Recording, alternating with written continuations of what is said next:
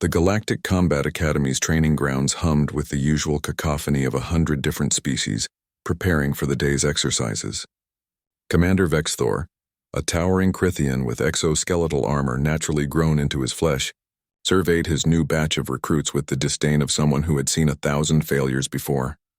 His compound eyes settled on the smallest figure in the lineup, a human, female, barely reaching the chest plates of the Valorian warriors beside her. Cadet Chen. Vexthor's translator device rendered his clicking mandibles into standard galactic. Step forward. Mei Chen moved with practiced discipline, her slim frame seeming almost childlike among the assembled giants, behemoths, and armored titans that made up the Academy's newest class.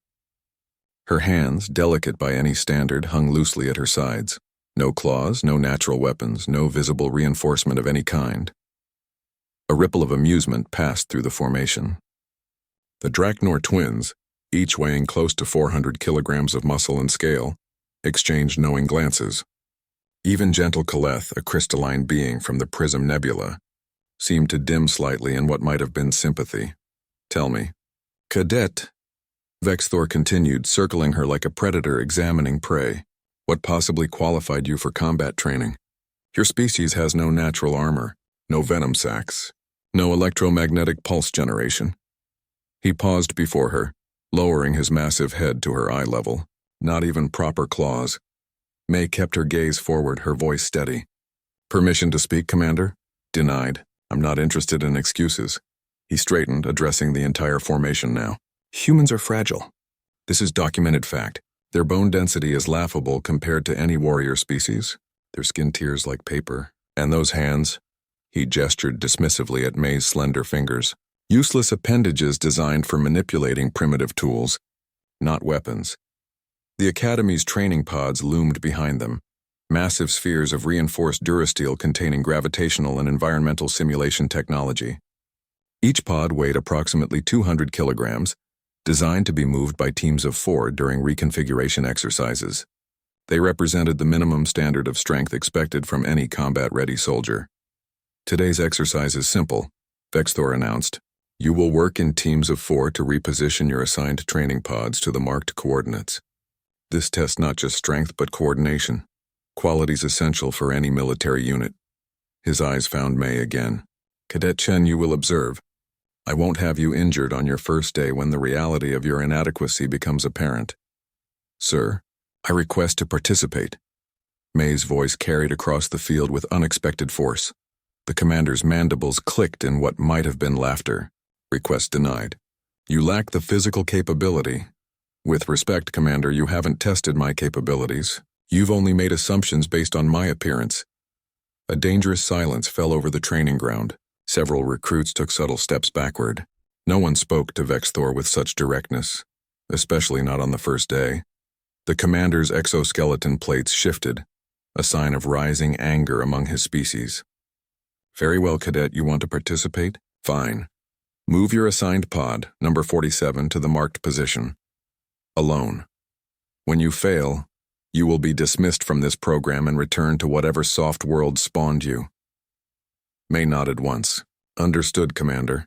She walked toward pod 47 with measured steps, seemingly unconcerned by the impossible task before her.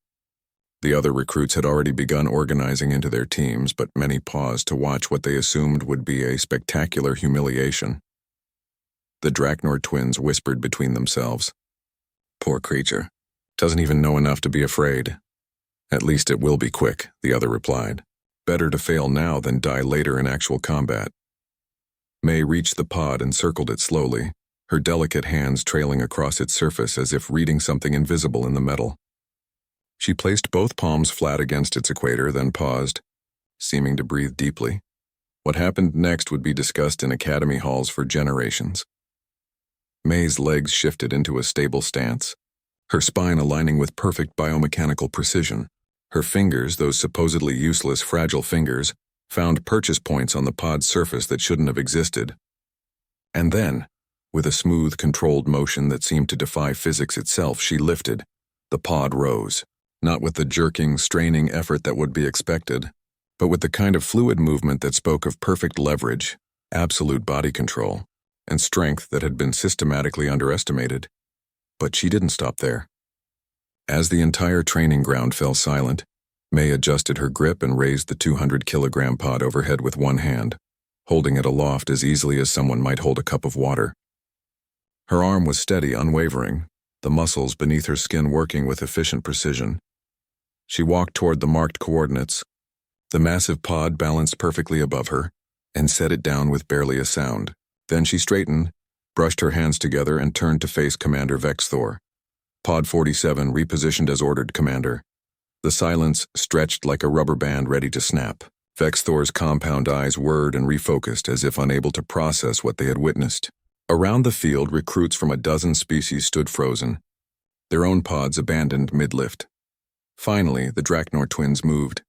Dropping their pod, it took all 4 team members to merely budge it, and approaching May with something between awe and confusion. How? One of them rumbled. Your species documentation says we're fragile, May finished. And we are. Our skin tears easily. Our bones break under pressure that wouldn't bother most of you. We have no natural armor, no claws, no venom. She held up her hands, flexing those supposedly delicate fingers. But we have something else. We adapt, we optimize, we train. She turned to address the assembled recruits, her voice carrying authority that had nothing to do with size. You see weakness because we don't have built-in weapons. But humans spent millions of years turning our weakness into our greatest strength. These hands? They're not fragile, they're precise. Every bone, every tendon, every muscle has been refined through evolution to provide maximum leverage and control. Humans invented the lever, the pulley, the fulcrum, she continued. We became masters of physics because we had to. Where you rely on brute force, we learn to move worlds with proper leverage. Where you have natural weapons, we develop tools and techniques that multiply our strength 100-fold. May looked back at Commander Vexthor, who remained uncharacteristically silent. You're right that we're fragile, Commander. But you're wrong about what that means.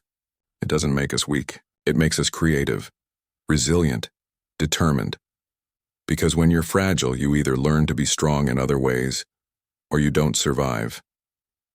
The commander's mandibles clicked slowly, processing. Then, for the first time since the training cycle began, something like respect entered his voice. Cadet Chen, rejoin the formation. He addressed the entire group now. Let this be your first lesson. Never assume you understand your opponent's capabilities based on appearance. The human may look fragile, but as you've just witnessed, she's one of the most dangerous things on this field. As May returned to her position in line, Kaleth's crystalline form chimed softly beside her. How did you do that? The strength required should be impossible for your build. May smiled slightly.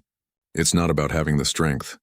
It's about knowing exactly where and how to apply it. Humans have been lifting impossible weights for thousands of years. We just learned to do it smarter, not harder. The training exercise continued, but everything had changed. Where before there had been dismissal and mockery, there was now curiosity and respect. The fragile human with her delicate hands had demonstrated something the galaxy was slowly learning, that humanity's greatest weapon wasn't strength or armor or natural weaponry. It was the refusal to accept that anything was impossible.